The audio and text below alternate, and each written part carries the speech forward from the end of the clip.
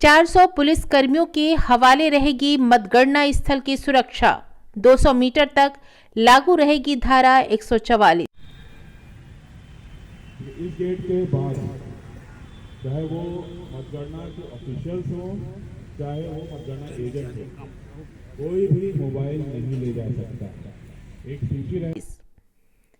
आप देख रहे हैं बुलेट रिपोर्टर। खबर मध्य प्रदेश के रीवा से है। पूरे प्रदेश में रविवार यानी 3 दिसंबर को होने वाली मतगणना को लेकर जिला प्रशासन अलर्ट मोड पर है। सभी परिस्थितियों से निपटने के लिए तैयारियों को अंतिम रूप दे दिया गया है। मतगणना में लगाए गए प्रशासनिक अधिकारी कर्मचारियों का भी प्रशिक्षण दिया जा चुका है। जिला कलेक्टर ने इंजीनियरिंग कॉलेज में बनाए गए स्ट्रांग रूम के 200 मीटर के दायरे में धारा 144 लागू की है। साथ ही मतगणना स्थल से 500 मीटर के दायरे में वाहनों का प्रवेश प्रतिबंधित किया गया है। मतगणना की वो रीवा में सभी जो अपनी 8 विधानसभाएं हैं उनके लिए पूरी कर ली गई हैं।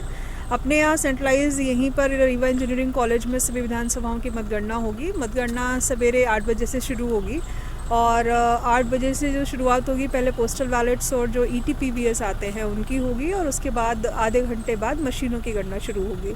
तो सभी विधानसभाओं के लिए जो हॉल्स तैयार किए गए हैं उसमें काउंटिंग एजेंट्स के बैठने की पर्याप्त व्यवस्थाएं की गई हैं। जो काउंटिंग स्टाफ है उनकी टेबल्स लगाई गई हैं।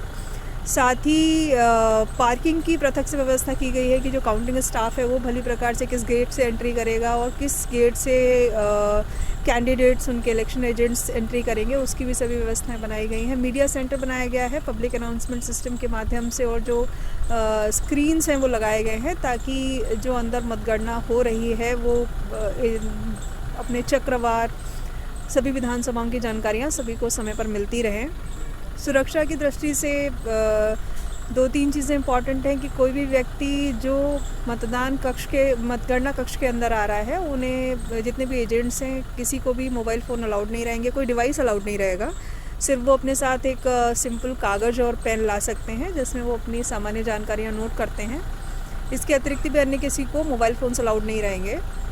जो अपने पार्किंग के स्थल हैं वो भी अपना जो काउंटिंग सेंटर है उससे दोनों तरफ काफ़ी पर्याप्त दूरी पे बनाए गए हैं ताकि किसी भी प्रकार की असुविधा किसी को ना हो।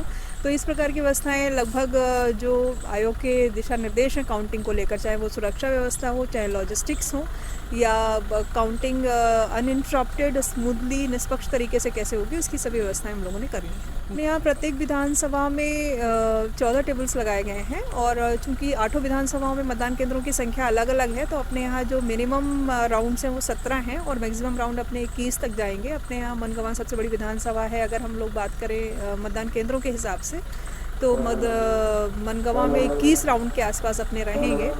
तो और इसके अलावा जो पोस्टल बैलेट्स हैं उनके लिए पृथक से टेबल्स लगाई गई हैं। रीवा में पोस्टल बैलेट की संख्या चूँकि ज़्यादा है तो वहाँ पर अपनी जो गणना टेबल्स हैं वो भी पोस्टल बैलेट की ज़्यादा हैं। सभी ऑब्जर्वर्स भी आ चुके हैं अपने रीवा ज़िले में, तो इस तरीके से इनकी भी सभी तैयारियां पूरी कर ली गई। इंजीनियरिंग कॉलेज में बनाए गए स्ट्रांग रूम में प्रत्याशी, उनके एजेंट, मतगणना में शामिल अधिकारी, कर्मचारी के अलावा सिर्फ मीडिया कर्मियों को ही प्रवेश दिया गया है। वहीं पात्र प्रवेश धारकों के वाहन के लिए निर्माणाधीन न्यायालय परिसर को पार्किंग स्थल बनाया गया है, जबकि प्रत्याशियों और उनके एजेंट के वाहन पार्किंग की व्यवस्था मॉडल स्कूल में की गई है। सुरक्षा के मद्देनजर सिरमौर चौक से लेकर विश्वविद्यालय थाना क्षेत्र तक वाहनों के आवागमन को परिवर्तित किया गया है। 8 विधानसभाओं के लिए जिला निर्वाचन अधिकारी द्वारा मतगणना के लिए 14 टेबलें लगाई गई हैं, जिसमें चक्रवार मतों की गिनती की जाएगी। सिरमौर, सिमरिया, मऊगंज, रीवा विधानसभा के मतों की गिनती 18 चक्र में, त्योथर में 1, गुड़ में 19, देवतलाव में 20 और मनगवा विधानसभा में 21 चक्र में मतगणना की व्यवस्था की गई है। कल जो हमारे विधानसभा चुनाव हुए थे उसकी बहुत महत्वपूर्ण चरण मतगणना कल होगी। उसके संबंध में आज हम लोग ने एक रिहर्सल यहाँ पे प्लान किया है, जिसमें हमने जो भी अधिकारीगण लगे हैं उनके साथ जो भी फोर्स लगा हुआ है उसको यहाँ पे बुलाया गया है। उनको क्या क्या ड्यूटी रहेंगी, क्या क्या हमको रूल्स और नियम उसमें फॉलो करने हैं और कैसे हमको उसको फॉलो करना है, करवाना है, वो सारी चीज़ें आज यहाँ पे ब्रीफिंग की जा रही है।